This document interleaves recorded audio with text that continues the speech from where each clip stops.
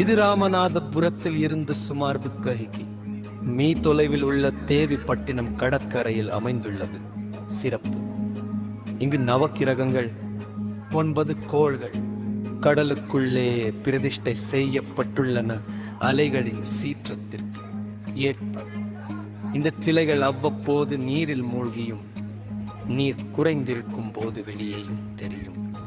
ஐதீகம் ராமாயண காலத்தில் சீதையை மீட்பதற்காக இலங்கை செல்லும் முன் ஸ்ரீராமர் இங்கு நவக்கிரகங்களை நிறுவி வழிபட்டதாக கூறப்படுகிறது. மரம் கட்டை கடலுக்குள் செல்ல பக்தர்கள் வசதிக்காக மரப்பால